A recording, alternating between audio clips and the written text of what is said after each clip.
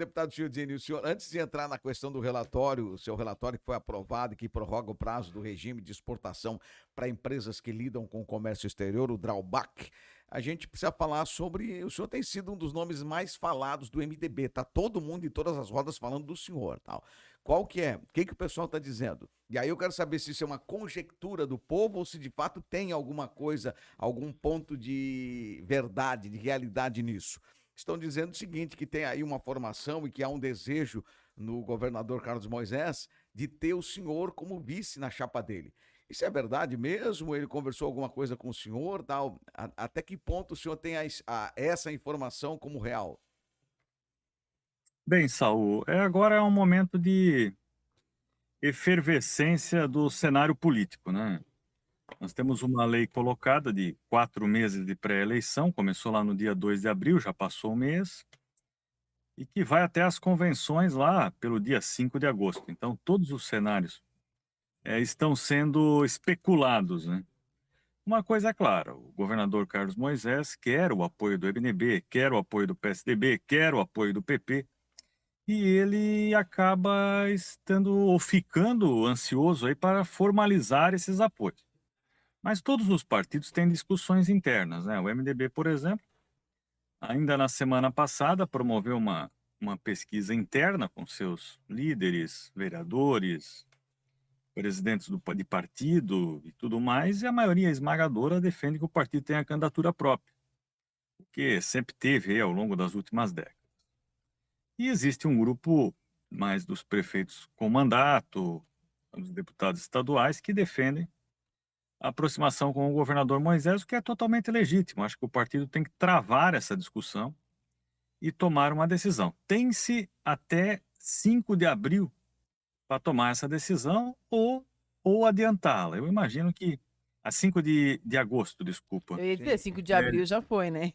5 de abril já foi. E vocês que acompanham política sabem que essas histórias de vice ficam para o último dia quando falta 1 minuto, né? É. Ninguém adianta esse tipo de discussão com tanto tempo assim.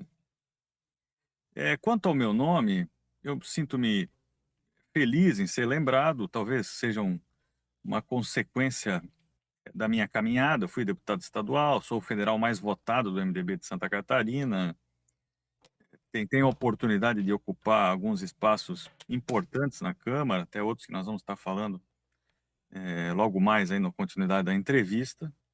Mas eu sempre defendi, se você olhar a minha trajetória, desde 2010, 2014, 2018, candidaturas do partido, né? Eu não posso ir contra a minha história, a minha consciência.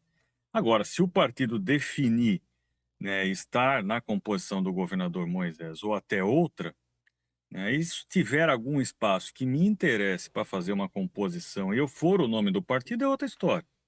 O que eu não vou fazer, né, eu quero deixar isso muito claro, até para zerar alguns tipos de especulações. O que eu não vou fazer é de forma sozinha ou sem o meu grupo, né? Até porque o pré-candidato a governador do MDB é o Antídio Lunelli, que é da minha cidade, foi prefeito da minha cidade, que é um grande amigo pessoal, né, que eu creio que reúne condições de colocar a candidatura na rua. O que eu não vou fazer é jogar contra a candidatura dele e criar um movimento paralelo para acabar sendo vice, que é até algo que no momento pouco me interessa, ou candidato a senador em seja qual for. Muito bem. Dados esses esclarecimentos, de Mas qualquer ele forma, poderia ser o vice do Antídio, Antídio, exatamente, o Antídio podia aproveitar, né? né, falar com o Celso, né, e, na verdade, o senhor está com a moral alta no partido, e Aí aí eu viria acho que chapa pura? é o cara do momento. Se o Moisés está dizendo que quer o Chiodini para O ser o Moisés quer vice, se reeleger, querido. eu sei, mas se o Moisés O está dizendo que negócio do quer o Moisés é Chiodini para se ser o vice, reeleger. o Antídio, aliás, a gente vai falar com o Antídio e vai dar essa ideia para ele. Por que o senhor não pega o Chiodini? Tá aí dentro de casa, pô. Mas claro que vai precisar ter alguém também que possa somar, e aí talvez um partido, né? Vai trazer aí um vice. Pode ser que eles estejam pensando assim.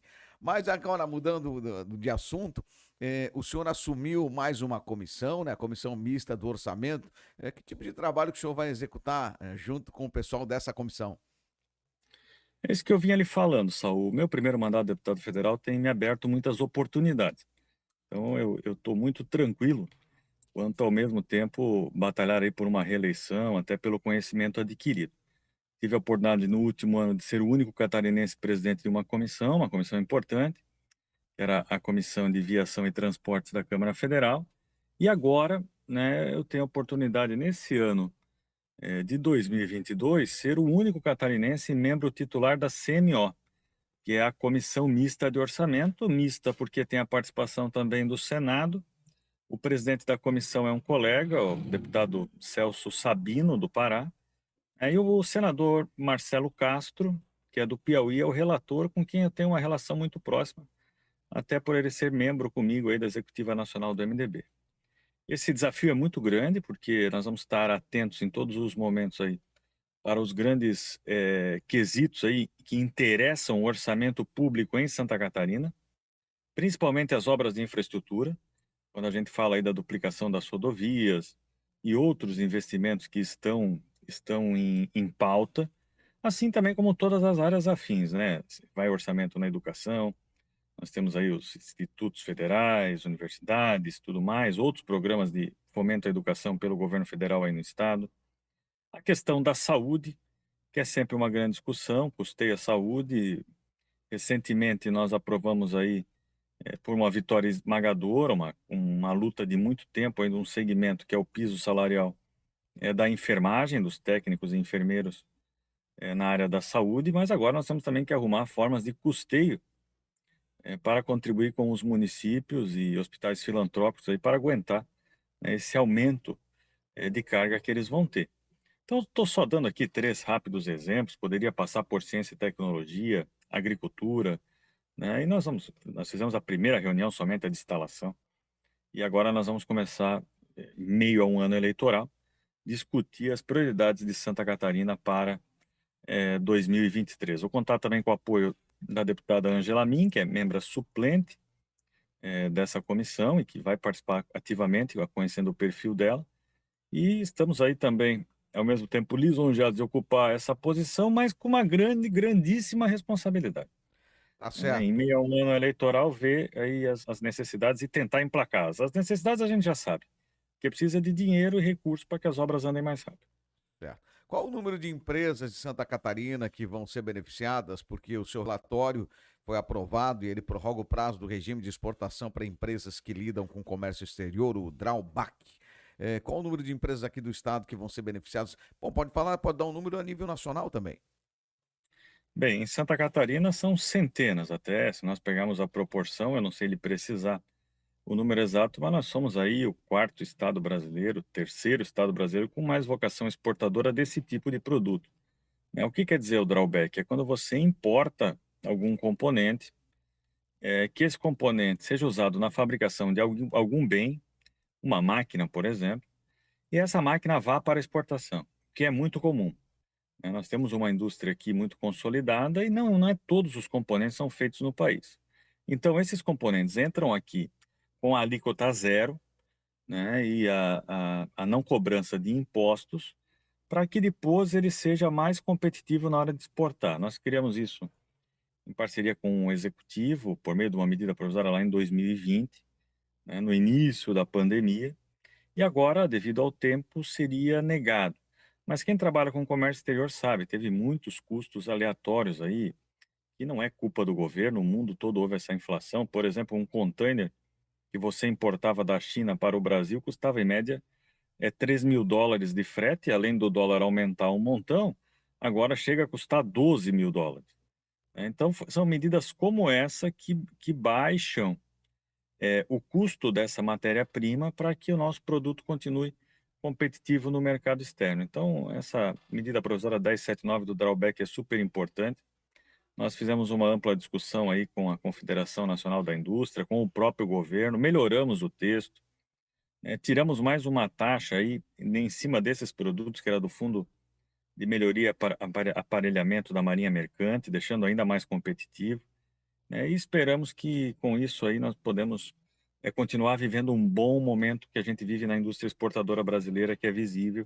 Aqui em Santa Catarina a gente tem isso quase todos os locais, aí, pleno emprego, novas oportunidades sendo abertas para esse mercado, eu estou me referindo.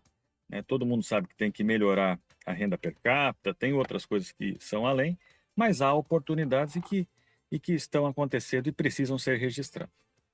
Tá certo, deputado federal Carlos Chiodini. O senhor está em Santa Catarina hoje, vai amanhã para Brasília ou já está em Brasília? Eu estou em Santa Catarina, eu estava dirigindo aqui, parei o carro para nós darmos a entrevista, né? E sigo para Brasília amanhã de manhã. Agora faz 2 semanas que voltou o regime totalmente presencial, né? Então você tem que ir lá, colocar digital no plenário, participar das comissões, né? E eu vejo que é necessário também, o Brasil não pode parar pelo fato de ser ano eleitoral. Vai passar muito rápido esses meses que antecedem, né? Depois tem um recesso, como é de praxe, aí naqueles dias de eleição propriamente dito. E depois continua já final do ano com a votação, sim, do orçamento e as coisas que já importam para 2023. Certo. A gente continua com o radar ligado em Brasília e principalmente nos parlamentares que representam o estado de Santa Catarina. Deputado Chiodini, muito obrigado por ter nos ligado e esperamos a sua visita aqui em Camboriú quando vier. Eu vou tratar com a sua assessoria para avisar um dia antes para a gente poder trazer o senhor ao vivo aqui na bancada do Jornal da Manhã, porque o senhor traz sempre uma riqueza de informações interessantes sobre Brasília e sobre a condição de Santa Catarina. Muito obrigado por ter nos atendido. Um bom início de semana. Obrigado, Saul, Liz e toda a equipe aí da rádio. E eu tenho certeza, eu acompanho aí dezenas de rádios, e vocês fazem um trabalho exemplar, né? Tanto em Obrigada. áudio quanto em vídeo, sempre ativos, né? A gente não precisa nem procurar, vocês procuram a notícia e eu tenho certeza que é uma das rádios mais bem integradas com a sociedade catarinense, sempre trazendo pautas interessantes. Parabéns e boa semana a todos os camborienses e região. Olha, muito Obrigada, bom obrigado. dia.